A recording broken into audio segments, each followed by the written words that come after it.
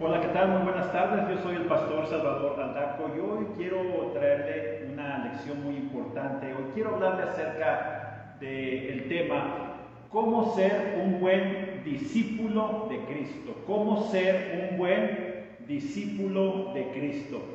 Y para empezar este tema me gustaría que fuéramos a la Escritura, al Evangelio de Juan capítulo 8 versículos 31 y 32. Juan 8, 31 y 32, que dice de la siguiente manera: por tanto, Jesús le decía a los judíos que habían creído en él: si vosotros permanecéis en mi palabra, seréis verdaderamente mis discípulos, y conoceréis la verdad, y la verdad os hará libres.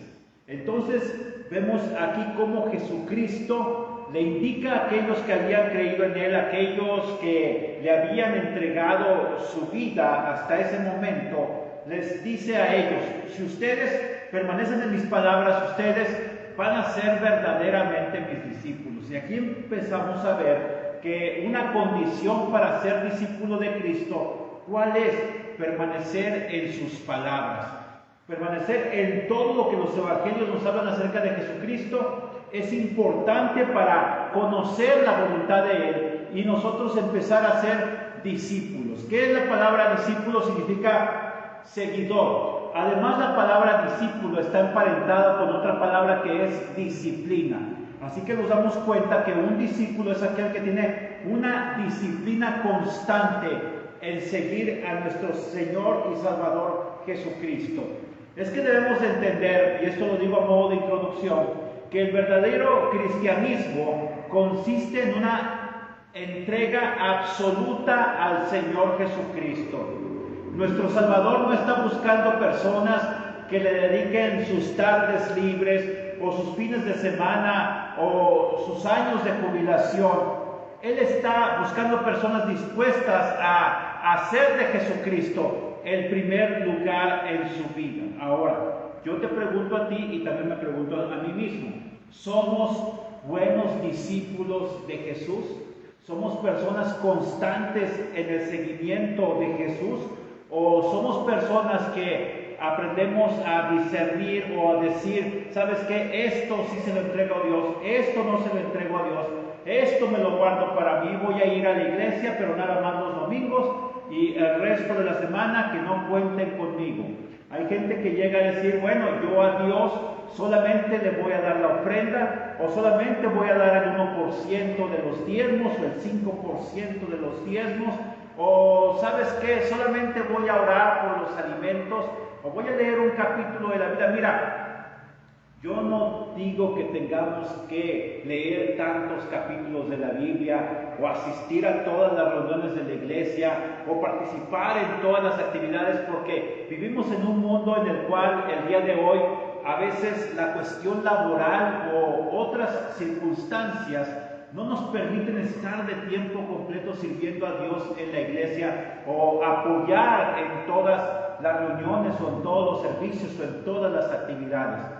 Pero vamos más allá de eso. A lo que se refiere el Señor Jesucristo es que hay gente que divide su vida espiritual de su vida material, su vida espiritual de su vida personal, su vida espiritual de su matrimonio, su vida espiritual de su relación con sus hijos, y no lleva a Jesucristo a vivir a su familia, no lleva a Jesucristo a acompañarle a su trabajo, no lleva a Jesucristo a las rutinas diarias de la vida, sino que Jesucristo para ellos se queda aquí en el templo, se queda ahí en el lugar de oración. No lo invitan a participar en su vida, no lo invitan a ayudarle a resolver los problemas que tienen en el matrimonio, en su relación con sus hijos, sus problemas en el trabajo. Y entonces no son realmente unos discípulos constantes de nuestro Señor Jesucristo.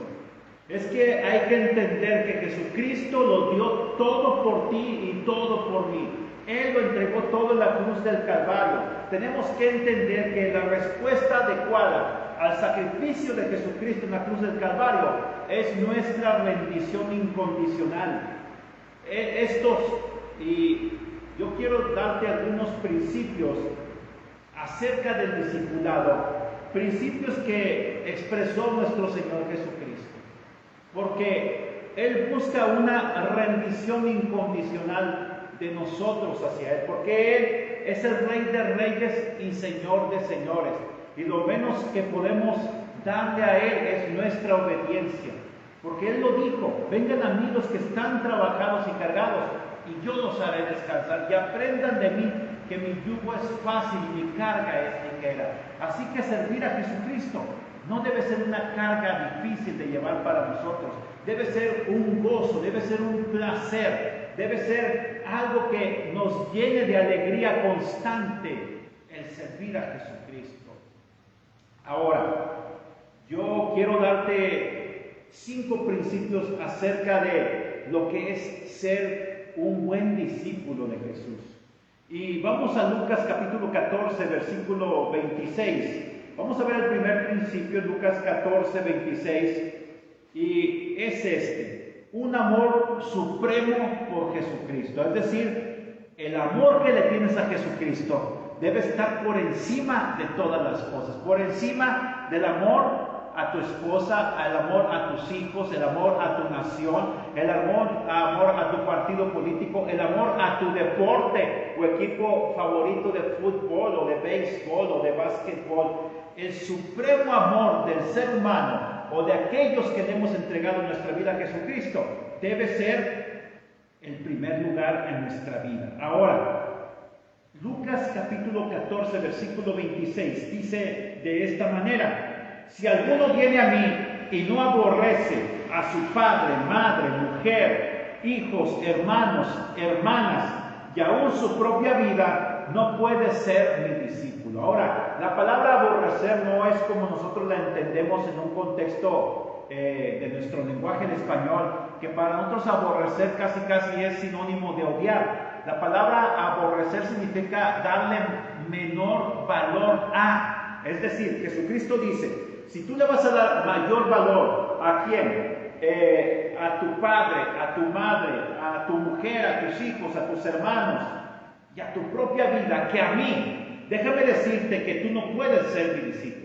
Lo que está diciendo Jesucristo es aquí, es esto, y es bien claro: si alguno viene a mí y no aborrece, es decir, si alguno viene a mí y no deja de tener en primera estima el amor humano a sus semejantes, a sus familiares, déjame decirte que tú no puedes ser mi discípulo. Tú estás descalificado para ser mi discípulo. Ahora, no significa que vas a odiar, lo he especificado hace un momento. Significa que debe dejar de ser tu prioridad. Y entonces Jesucristo debe de constituirse en el primer lugar en tu vida. Ahora, esto no significa que debamos tener una mala voluntad hacia nuestros familiares, sino que nuestro amor a Jesucristo debe ser tan grande que en comparación todos los demás afectos parezcan odio. En realidad, la parte difícil de este pasaje es la expresión aún a su propia vida. El amor propio por encima de Dios es uno de los obstáculos más persistentes para el discipulado. Es decir, muchas veces nosotros nos tenemos tanto amor a nosotros mismos, a las cosas que hasta el día de hoy, antes de venir a Cristo, nos daban placer, que nosotros batallamos entonces en la vida para entregarle nuestra vida a Jesucristo. Jesucristo dijo: aún a tu propia vida tienes que aborrecer, tienes que rechazar, tienes que despreciar, aún tu propia vida la tienes que hacer a un lado, porque el primero en tu vida tengo que ser yo. Entonces entendemos que para ser un discípulo de Jesucristo, en primer lugar, necesitamos un amor supremo por Él, porque Él lo dijo: si vienes a Él, entonces, aquí lo vemos, todos los demás afectos tienen que ser secundarios. Tiene que ser más importante tu relación con Jesucristo que el amor aún que le profesas a tus padres, a tu esposa, a tus hijos, a tus hermanos. Cualquier vínculo familiar viene a ser secundario. Esto se da mucho cuando hay creyentes que le entregan su vida a Jesucristo y procedían de la religión tradicional. Entonces sus padres lo rechazan, sus hermanos lo rechazan, sus familiares lo rechazan. Y ahí es donde tú tienes que encontrar un consuelo de entender que no importa que otros no te quieran por servir a Cristo. Si tú has formado parte ahora de la familia de Cristo, entonces tú no estás solo, tú no estás sola. Ahora, en segundo lugar, otro principio que nos va a mostrar que somos discípulos de Jesús es la negación del yo, del ego. Lucas 9:23. Vamos al libro de Lucas, capítulo 9, versículo 23. Y escucha lo que dice. Lucas 9:23. Si alguno quiere venir en pos de mí, niéguese a sí mismo, tome su cruz cada día y síganme. Ahora, la negación del yo es la sumisión tan completa al Señor Jesucristo, que el yo no tiene derechos ni autoridad alguna. Significa que el yo abdica el trono y deja a Jesús asumir el lugar como máxima autoridad en la vida diaria. Entonces ahora Jesús debe de controlar el yo y debemos de someter nuestro yo, nuestro ego, a la autoridad que Jesucristo representa.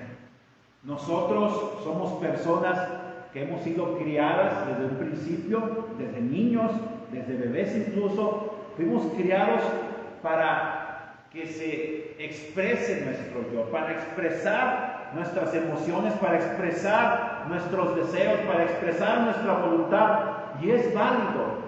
El problema es cuando el yo te impide hacer las cosas de Dios.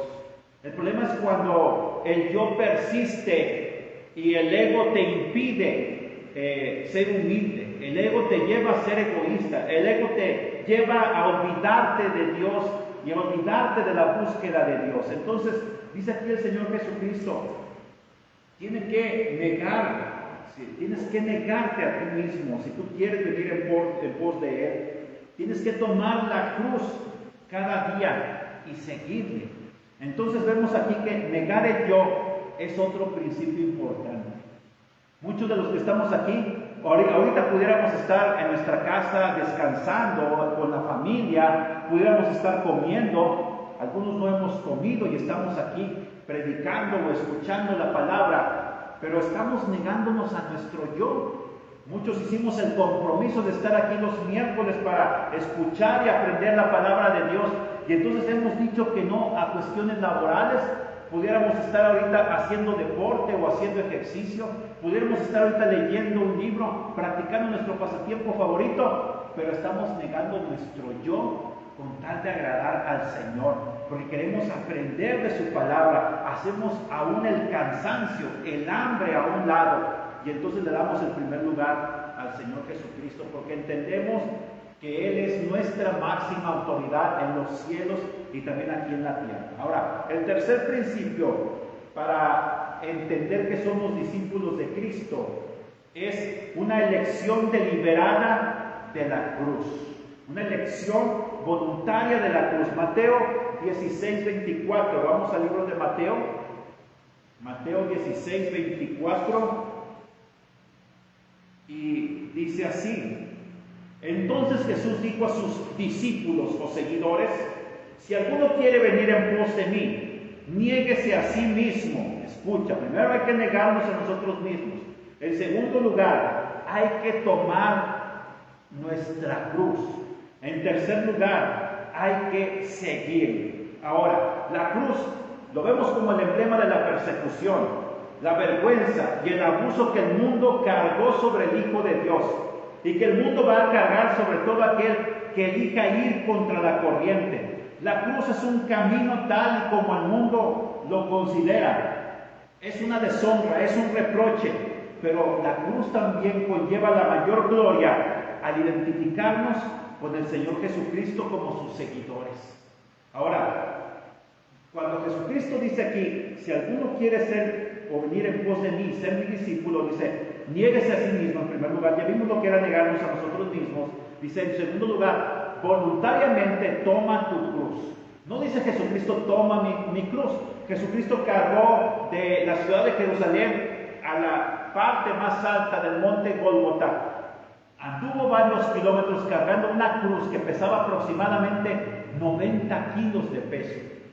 Y esa cruz, Él ahí fue crucificado. La cruz de Jesucristo consistió en que Él iba a derramar su sangre por los pecadores, en que Él iba a interceder por los pecadores, en que Él iba a morir por los pecadores, al tercer día iba a resucitar. En eso consistió la cruz de Él. Fue una cruz terrible por todo el martirio que Él sufrió previo y durante la crucifixión. Dice la Biblia que de tal manera fue desmejorado su parecer que Él no parecía un ser humano. Es decir, su apariencia física se vio tan deformada por los golpes, por los latigazos, por las humillaciones que Él recibió, que Él no parecía un ser humano. Y luego finalmente fue clavado en la cruz de sus manos, de sus pies, traspasaron con una lanza su costado, hasta que Él finalmente murió. Y esa fue la cruz que Jesucristo enfrentó por ti y por mí. Y esa fue la cruz que Él estuvo dispuesto, porque Él mismo le dijo al Padre, estando en oración: Padre, si quieres que pase de mí esta copa, dice, mas no se haga mi voluntad, sino la tuya. Y Él allí, en el monte de Getsemaní, una noche antes, Él decidió enfrentar la cruz y morir por nosotros, resucitar al tercer día, y fue un proceso doloroso para Él, un proceso de mucho sufrimiento, pero es porque Él se había negado a sí mismo. Ahora, nos damos cuenta que aquí Jesucristo nos está enseñando con el ejemplo. Hablábamos en primer lugar que tenemos que tener un supremo amor por Jesucristo. Jesucristo tuvo un supremo amor por el Padre. Todo lo que hacía, lo hacía por indicación del Padre, en obediencia a Él. En segundo lugar, Jesucristo mismo se negó a sí mismo y estuvo dispuesto a ir a la cruz del Calvario. Aún una noche antes, aún te das cuenta que en el Evangelio de Mateo en 3 ocasiones Él anunció que Él iba a morir en la ciudad de Jerusalén. Llegó un momento en que el mismo Pedro le dijo: Señor, no te hagas esto. ¿Cómo estás dispuesto? ¿Cómo vas a ir a morir por nosotros? Y entonces el mismo Pedro le dijo: ten compasión de ti. Entonces Jesucristo identificó que el que le hablaba a través de Pedro era el mismo Satanás. Por eso le ordenó a Satanás que se callara y le dijo: es que tú no buscas la gloria de Dios, tú buscas las cosas de los hombres. Porque Pedro hasta ese punto no estaba dispuesto a negarse a sí mismo. Tú te das cuenta que cuando el mismo Jesucristo estaba siendo juzgado allí en el pretorio, el mismo Jesucristo, Pedro estaba afuera en una fogata calentándose, y entonces llegaron algunas personas, lo identificaron como seguidor de Jesucristo. Él en 3 ocasiones negó, hasta llegó a maldecir, dijo: yo no conozco a ese tal por cual. Y cuando Pedro finalmente se dio cuenta de que se había cumplido la palabra que Jesucristo le había dicho, de que antes que el gallo cantara, Él le iba a negar 3 veces. Entonces Pedro se dio cuenta de que él no estaba dispuesto a negarse a sí mismo. Porque si Pedro hubiera estado dispuesto a negarse a sí mismo, hubiera dicho: sí, yo soy su seguidor, ¿cuál es el problema? Pero él, por temor a que le quitaran la vida, por eso es que Pedro dijo: yo no le conozco. Se deslindó del Señor Jesucristo. Pedro tuvo que aprender a ser discípulo. Pedro, al darse cuenta de su traición, de su negación al Señor Jesucristo, dice la Biblia que él lloró amargamente y se arrepintió. Contrario a Judas, quien entregó al Señor Jesucristo. Judas, cuando se dio cuenta de lo que había hecho, dice que solamente tuvo un remordimiento de conciencia, pero no tuvo un verdadero arrepentimiento, porque si se hubiera arrepentido, Judas hubiera en algún momento aprovechado la oportunidad. En primer lugar, se hubiera mantenido con vida, porque después se suicidó. Hubiera mantenido su vida, hubiera estado dispuesto a tener un encuentro con el Señor Jesucristo, pedirle perdón por haberlo entregado. Y yo estoy seguro que el Señor Jesucristo lo hubiera perdonado. Pero Judas se dejó llevar por sus impulsos, Judas se dejó controlar por Satanás. Y aunque Pedro también tuvo un desliz, aunque Pedro cayó en el pecado de la negación del Señor Jesucristo, Pedro en el momento adecuado le pidió perdón. Pedro se arrepintió y por eso llegó a ser el gran discípulo y el gran predicador, que cuando él predicaba, miles de personas se convertían. Que cuando él pasaba, dice la Biblia que la sola sombra de Pedro sanaba a los enfermos. Porque él estuvo dispuesto, a pesar de las caídas, a llegar a ser un discípulo de Cristo. Pedro estuvo dispuesto a tomar su cruz. Judas no estuvo dispuesto. Y así todos y cada uno de los discípulos estuvieron dispuestos a tomar su propia cruz, su cruz personal, y mostrar que ellos eran discípulos de Cristo. Ahora, ¿cuál es tu cruz? Te pregunto.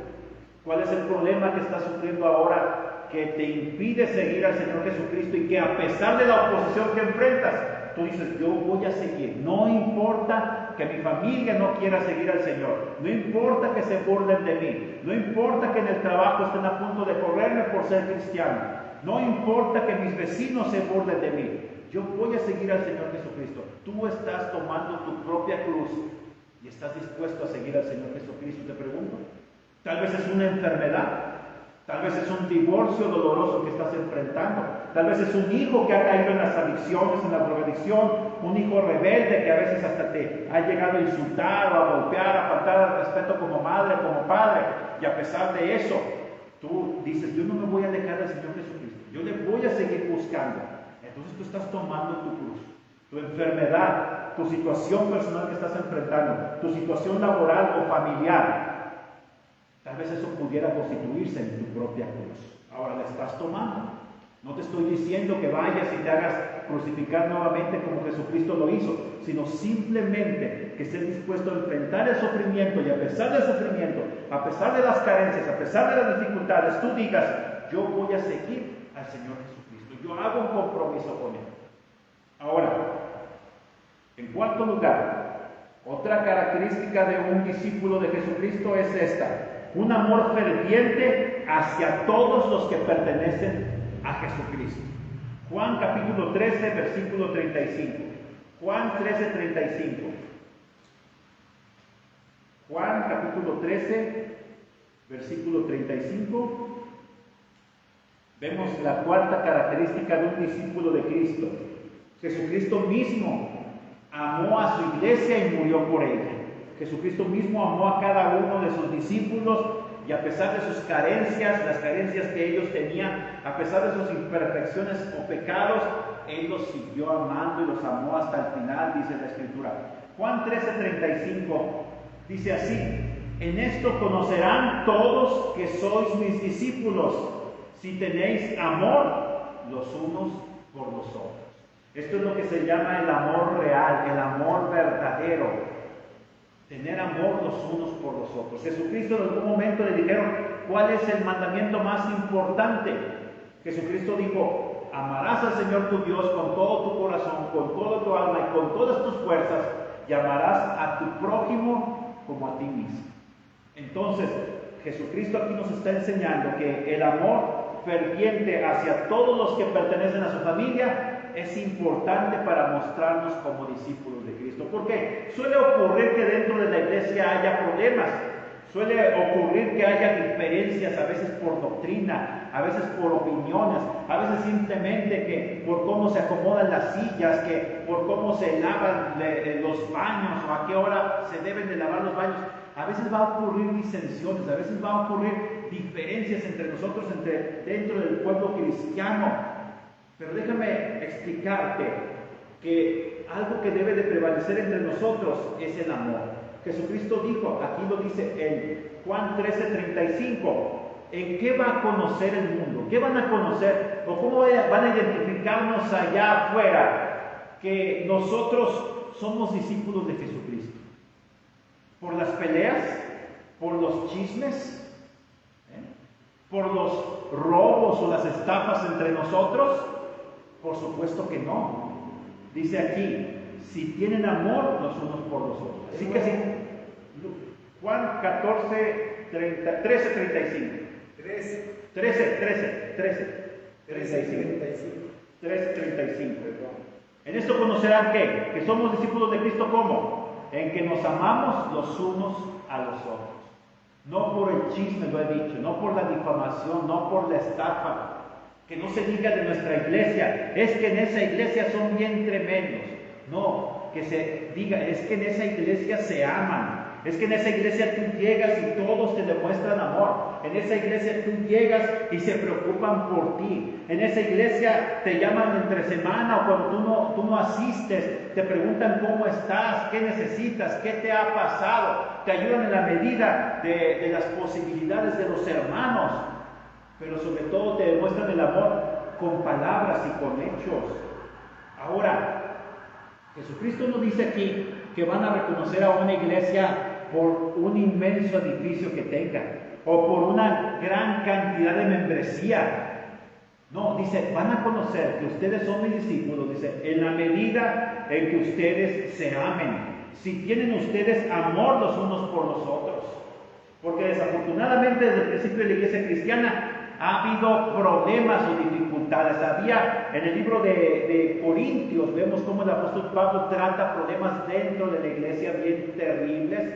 Había problemas de incesto en alguna ocasión. Había problemas de abuso de unos hermanos contra otros, de burlas o de bullying de unos hermanos contra otros, unos hermanos que se aprovechaban de otros, luego se llevaban a juicio. Y luego aún durante la cena del Señor, había hermanos que llevaban su comida para participar dentro de la cena del Señor, llevaban su comida, llevaban grandes manjares, mientras que había hermanos que eran de baja condición o de condición humilde, que a veces no tenían para llevar. Entonces los que llevaban sus grandes banquetes, se daban unas grandes comilonas, mientras aquellos estaban allá en un rincón viendo cómo aquellos se atragantaban, mientras que aquellos se morían de hambre. Y entonces el apóstol Pablo llega y pone orden y dice, tienen que compartir con los hermanos. Y llega el apóstol Pablo y dice, dejen ustedes de llevarse a juicio, dejen de defraudarse, dejen de robarse, empiecen a amarse. Porque la verdadera iglesia, los verdaderos discípulos, mostramos un amor ferviente hacia nuestros hermanos. Ahora, este es el amor que considera a los demás como mejores que uno mismo. Entonces, en la iglesia no debe de haber egolatría, no debe de haber egoísmo, no debe de haber niveles de superioridad, decir, ¿sabes qué? Tú hazte para allá porque yo soy más santo que tú. Tú hazte para allá, no me toques, no me mires, porque yo sí oro, porque yo sí leo la Biblia, porque yo sí ayuno, y tú no. Tú eres un novato en la vida cristiana. No, eso debe de hacerse a un lado. Aquí no debe de haber soberbia, aquí debe de prevalecer la humildad. Ahora, debemos de entender que el amor cubre multitud de pecados. ¿Algún hermano cayó en algún pecado? Debemos nosotros, dice el apóstol Pablo, los que son fuertes, los que son mayores, deben de ver y procurar la restauración de su hermano o de su hermana. La restauración de su matrimonio, la restauración de su vida. Ahora, este amor es el amor que es benigno y que es sufrido, que soporta el sufrimiento. Mire, en los principios de la iglesia cristiana, los cristianos eran perseguidos, eran llevados a la fosa de los leones por no negar su fe. Eran llevados al Coliseo romano y eran echados ahí con las fieras, con las bestias. Y algo que sorprendía al público romano en aquel lugar es que los cristianos, en lugar de negar al Señor, lo adoraban. Y es que los cristianos entre ellos se abrazaban y empezaban a orar y entregarle su vida al Señor Jesucristo antes de ser presa de los leones. Y entonces, aun cuando veían cómo sus hijos, sus padres eran despedazados por las fieras, ellos morían adorando a Dios. Ellos se protegían lo más que podían los unos a los otros. Y eso es lo que sorprendía a los romanos, aún a los dirigentes de aquel tiempo, que decían cómo ellos no dejan de amar a su Dios, cómo no dejan de amarse entre sí mismos, cómo no nos maldicen por la clase de muerte tan terrible que les estamos dando. Pero parece que el día de hoy el cristiano se ha vuelto una persona egoísta, con falta de humildad, que dice, no, aquí nada más mis chicharrones truenan, aquí mando yo y se va a hacer lo que yo diga. Y entonces, cuando los roban, se vengan. Cuando los golpean, se vengan. Cuando los defraudan, se vengan. Buscan a ver quién se las va a pagar. Y por eso es que nunca prosperan en la vida. Por eso es que siempre viven con enemigos. Entonces el cristiano tiene que aprender a ser humilde, tiene que aprender a amar, tiene que aprender a ser sufrido, tiene que aprender a ser benigno. Escucha una palabra que dice, si tu enemigo tiene hambre, dale de comer. Si tiene sed, dale de beber, porque haciendo esto harás que le arda la cara de vergüenza. Pero parece que el día de hoy lo que prevalece es el deseo de venganza. Yo te invito a que consideres esta palabra, a que si tu vecino, tu enemigo, algún compañero de trabajo te está haciendo la vida difícil, en lugar de tener sentimientos de odios o de rencor hacia esa persona, mejor empieza a amarla. Dile a Dios que te dé amor por esa persona. Dile a Dios que te dé bondad hacia esa persona. Mira, recuerdo la historia de un ingeniero en Estados Unidos en el siglo antepasado, que le ofrecieron un contrato de trabajo en Europa. Se fue con su esposa, se fue con su hija, dejó una propiedad abandonada allí en Estados Unidos y se fue a Europa porque él pensó que allá le iba a ir muy bien. Pero estando allá, muere su esposa, pierde su trabajo, no le queda más que tomar a su pequeña hija, que aún era una bebé de 2, 3 años, y entonces emprende el viaje de regreso a casa, a Estados Unidos. Llegó a su pueblo y entonces va y busca aquella casa en la que él vivía, que era un terreno grandísimo donde él tenía la posibilidad de sembrar. Entonces él empieza a labrar la tierra, pero como no tenía quien le cuidara a su hija, la dejaba sola mientras él se iba a trabajar. En una ocasión llegó y vio que un perro bravo estaba merodeando allí en su propiedad y él vio el peligro que corría su hija. Así que este pobre granjero fue con el vecino, el dueño del perro, y le dijo: oiga, tenga cuidado, guarde su perro, encadénelo, porque tengo que dejar a mi hija sola, corre peligro con ese perro. Y el hombre le dijo: ¿sabe qué? Usted es un pobre miserable, así que no me esté molestando. Pasaron los días, un día este granjero llega a su casa y ocurrió lo que él tanto había temido. Llegó y encontró el cuerpo de su hija despedazado por aquel perro. Cuando los vecinos de aquel pueblo se enteraron de lo que había ocurrido, estuvieron dispuestos y sacaron a aquel hombre de su casa, al dueño del perro, y estaban a punto de lincharlo. Cuando llega aquel hombre y dice: no le hagan nada, yo lo perdono. Y él con sus vestiduras llenas de sangre por el cuerpo de su hija, él estuvo dispuesto a perdonar. Pero pasó algo. Llegó el tiempo de la cosecha y nadie quiso trabajar para aquel rico hacendado. Aquel rico hacendado entonces estaba a punto de perderlo todo porque la cosecha se estaba echando a perder allí. Salía a tratar de contratar trabajadores y nadie le quería responder, porque todos le decían: tú eres aquel hombre que por culpa tuya aquel perro mató a aquella pobre niña. Estaba este hombre estigmatizado, pero ocurrió algo. Cada mañana en aquel campo empezaron a aparecer los montones de aquellos frutos que se habían sembrado, y nadie se explicaba por qué o cómo es que esto ocurría. Hasta que en una noche este hombre se puso a vigilar y vio que su vecino, el padre de la niña que había muerto por el ataque de su perro, era el hombre que estaba trabajando en su campo. Es que de esto se trata la benignidad. De eso se trata la bondad para con nuestro prójimo, aunque no se lo merezca. De que a veces nosotros tenemos que dejar de sembrar en nuestro campo del egoísmo para aprender a sembrar amor, perdón y tolerancia en el campo del vecino. A veces, a pesar del daño que nos hayan hecho, tenemos que aprender a perdonar a nuestro prójimo, sin importar la magnitud del daño que nos hayan hecho. Tenemos que aprender a perdonarnos y sembrar en ellos amor y justicia. Porque eso es lo que Dios espera, porque es lo que hizo Jesucristo con nosotros, porque Jesucristo mismo perdonó a aquellos que lo habían traicionado, negado, humillado, maltratado, crucificado, asesinado. Jesucristo, cuando Él regresa de la tumba, cuando Él viene a darnos una nueva vida, Jesucristo nos enseña el valor del perdón. Y es que el amor está entretejido con el perdón. Porque el amor es benigno y es sufrido. El amor no es jactancioso.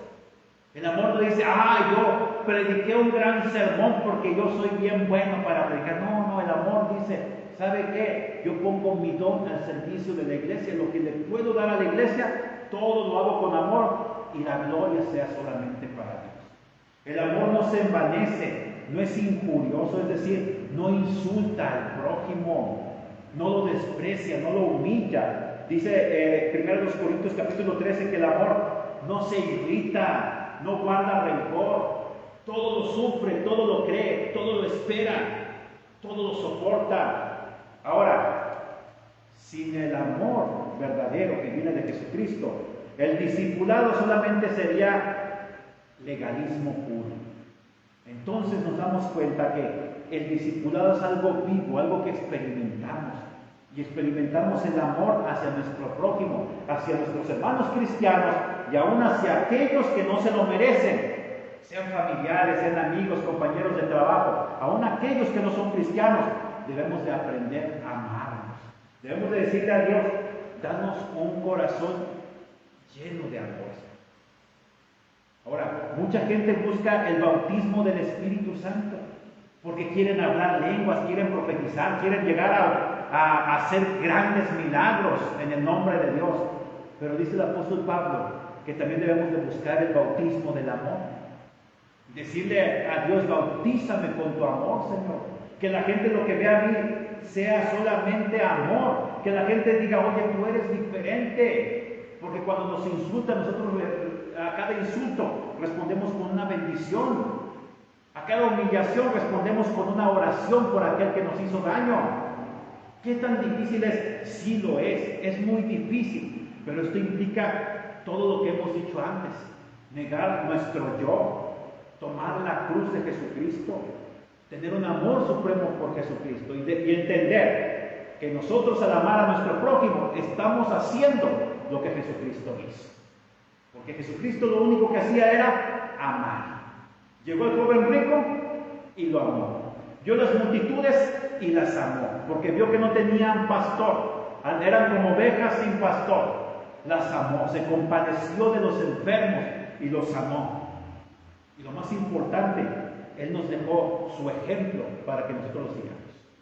Ahora, en quinto lugar, finalmente, otra característica de un discípulo de Cristo es la permanencia continua en su palabra. Juan 8:31. ¿Lo busca por favor, pastor? Juan 8:31. La permanencia continua en la palabra de Dios, de Jesucristo. 8:31. Juan 8:31.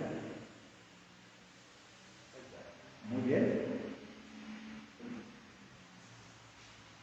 Dice, dijo entonces Jesús a los judíos que habían creído en él, si vosotros permaneciereis en mi palabra, seréis verdaderamente mis discípulos. Y el siguiente también de una vez, porque es muy importante. Y conocerá la verdad, y la verdad os hará libres.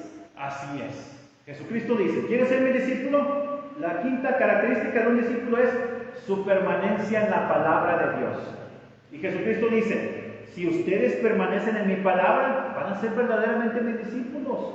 Entonces, por eso es importante la lectura de la Biblia, la palabra de Dios, conocer la palabra de Dios para conocer la voluntad de Jesucristo, para llevar esa voluntad a cabo. Y entonces dice aquí el Señor Jesucristo, y vas a conocer la verdad. Ahora, ¿quién es la verdad? Jesucristo es la verdad. Y en consecuencia, ¿qué va a ocurrir? Dice, la verdad te va a hacer libre. Te va a hacer libre del pecado, te va a hacer libre del temor, te va a hacer libre del egoísmo, te va a hacer libre de toda actitud errónea, de la falta de perdón. Vas a encontrar la verdadera libertad, vas a tener todo lo contrario. Vas a tener amor en tu vida, vas a tener paciencia. Se va a manifestar en ti lo que en Gálatas capítulo 5, versículos 19 al 21 encontramos como el fruto del Espíritu. El amor, gozo, paz, paciencia, benignidad, bondad, fe, mansedumbre y templanza. El fruto del Espíritu, el carácter de Cristo, eso es el fruto del Espíritu, el carácter de Cristo. ¿Quieres tener el carácter de Cristo? Entonces necesitas conocer su palabra. Por eso es que nosotros los cristianos todos los días procuramos leer la palabra de Dios, porque es medicina para nosotros. Dice la Biblia misma, la palabra. El verdadero discípulo se caracteriza por la estabilidad, es una persona estable. Jesucristo mismo lo dijo, mira, Lucas 9:62. Lucas 9:62. Aquí lo tengo. Ninguno que haya puesto su mano en el arado y sigue mirando atrás es apto para el reino de Dios. Pero Jesucristo mismo, cuando allí en Mateo capítulo 7 habla acerca del Sermón del Monte, Él finalmente termina el Sermón del Monte, y te quiero llevar precisamente a este pasaje, Mateo capítulo 7, porque la palabra de Dios nos da estabilidad. Mira lo que dice aquí. ¿Sí? Mateo 7, ¿qué? Mateo 7:21. No todo el que me dice Señor, Señor, entrará en el reino de los cielos, sino el que hace la voluntad de mi Padre que está en los cielos. Hasta ahí. No todo el que me dice Señor, Señor, sino ¿quién? El que hace la voluntad. ¿Dónde está la voluntad de Dios para nosotros? En la Biblia. Entonces, ¿queremos que Él sea nuestro Señor? Pues tenemos que aprender a permanecer en su palabra. ¿Sí? Versículo 24, ahora en adelante, al 27, por favor. Te pregunto, ¿cómo estás construyendo tu vida cristiana? Mateo 7, 24 al 27. ¿Sí? Cualquiera pues que me oye estas palabras y las hace, lo compararé con un hombre prudente que edificó su casa sobre la roca. Descendió la lluvia y vinieron los ríos y soplaron vientos y golpearon contra aquella casa y no cayó, porque estaba fundada sobre la roca. 26. Pero cualquiera que me oye estas palabras y no las hace, lo compararé con un hombre insensato que edificó su casa sobre la arena. Y descendió lluvia y vinieron ríos y soplaron vientos y vinieron con imprudencia contra aquella casa y cayó, y fue grande su ruina. Y cuando terminó Jesús estas palabras, la gente se admiraba de su doctrina, porque les enseñaba como quien tiene autoridad y no como los escribas. Así es. El Señor Jesucristo lo que nos está diciendo: ¿quieres tener estabilidad en tu vida? Escucha mis palabras, pero ponlas por obra. Porque hay gente que puede, una cosa es leer y otra cosa es poner atención. Tienes que poner, pero todo lo que lees tú en la Biblia, tienes que procurar ponerlo en práctica en tu vida. Porque de esa manera vas a estar edificando tu vida sobre la roca, y la roca es Jesucristo. Y Jesucristo dice: quien la pone por obra, dice, es como que estás edificando sobre una roca. Quien no la pone por obra es quien edifica sobre la arena. Entonces van a venir las tormentas de la vida y te van a arrastrar y se van a llevar todo, y va a ser grande tu ruina. Pero si tú has edificado sobre la roca, sobre la palabra y la voluntad de Dios, entonces podrán venir muchas tormentas a tu vida, pero tú vas a permanecer. Entonces, de ahí tenemos la importancia de leer, de llenarnos continuamente de la palabra. Pero la realidad, la prueba final de un cristiano, de un verdadero discípulo de Jesucristo, es la resistencia hasta el final. Ya íbamos ahora sí a Lucas 9:62. Lucas 8. Lucas 9:62. Aquí me cuatrapié. Ay, perdón. Lucas 9. No está 9:62. ¿9:72? No existe. Sí. Sí, la prueba entonces vemos que es la resistencia hasta el fin. La obediencia ocasional nos sirve aquí. La Biblia nos dice que tenemos que ser constantes en la lectura de la palabra de Dios. ¿Sí? Ahora, Jesús desea que quienes le sigan lo hagan obedeciendo en forma constante y continua. ¿Sí? Ahora, tenemos que la palabra de Dios ponerla como prioridad en nuestra vida, para poder crecer, para poder dar frutos de justicia como cristianos y como hijos de Dios. Ahora, Juan 8:31 al 32 nos revela, ya lo hemos leído, que no todos los que han creído en Jesús son verdaderos discípulos. Dice aquí Juan 8:31 y 32, y lo vemos aquí. Dice, pero está en ¿y entonces que se usa a los judíos ese? Sí, Juan 8:31. Que veo ya, si vosotros permaneciereis en mi palabra, seréis vosotros verdaderamente mis discípulos, y conocerán la verdad, y la verdad os hará libres. Así es, la verdad nos va a hacer libres. Ahora, no todos Jesús Señor son sus discípulos. Porque también tenemos ahí en Mateo 7, 21 al 23. Vamos a Mateo 7. Ahora sí, Mateo 7, 21 al 23.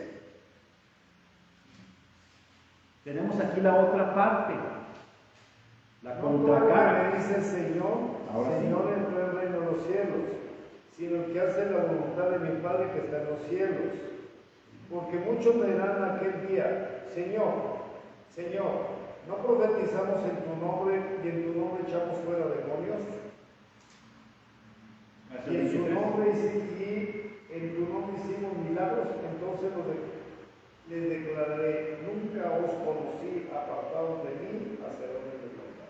Así es, dice, fíjate qué palabra tan terrible y tan fuerte la que tenemos aquí. Va a haber gente que al final de sus días o al final de estos tiempos, cuando Jesucristo venga por su iglesia, le van a decir, Señor, mira, hicimos en tu nombre grandes obras. Y sí, es posible que alguien predique, es posible que alguien haga milagros en el nombre de Jesús. Pero lo importante aquí es cómo está la vida del predicador, cómo está la vida de aquel que obra milagros. Porque Jesucristo los cataloga de una manera muy terrible y es esta: hacedores de maldad. ¿Qué significa eso? Es gente que eran seguidores, pero nunca fueron verdaderos discípulos. Estaban aquí en la iglesia, pero nunca tuvieron una verdadera transformación o un verdadero cambio. Dice el libro de Hebreos, dice que probaron el bien celestial, probaron el don del Espíritu Santo. Y a eso se refiere con que hacían grandes milagros, con que predicaban grandes sermones, pero su corazón nunca fue transformado. Entonces tenemos que cuidar nuestro propio corazón para ser verdaderos, genuinos seguidores de Jesucristo y ser honestos con nosotros mismos. Y si nuestros caminos no están agradando a Dios, a la gente le podremos mentir, pero a Dios no lo podemos engañar. Por eso la importancia que tenemos nosotros de conocer esta palabra y entender que, en primer lugar, un amor supremo por Jesucristo es importante para ser discípulo. Un amor por su palabra, una negación del yo, tomar nuestra propia cruz y permanecer finalmente en la palabra de Dios.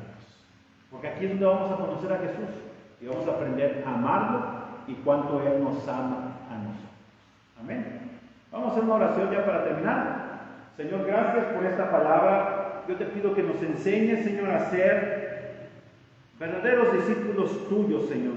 Sobre todo lo más difícil que el ser humano puede encontrar en la vida, y más cuando llegamos a tus pies, Señor, es el negarnos a nosotros mismos. Enséñanos a hacer a un lado nuestro yo, nuestros deseos, nuestros sueños, nuestros anhelos, aún nuestros pecados favoritos. Ayúdanos a eliminarnos de nuestra vida, Señor, para que nada nos impida servirte, para que nada nos impida seguirte y poder dar verdadero fruto de hijos tuyos. En el nombre de Jesús te lo pedimos, Padre. Amén. Amén.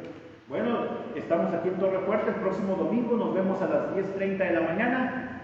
Yo soy el pastor Salvador Aldaco. Te invitamos a que nos acompañes el próximo miércoles a las 7 de la noche.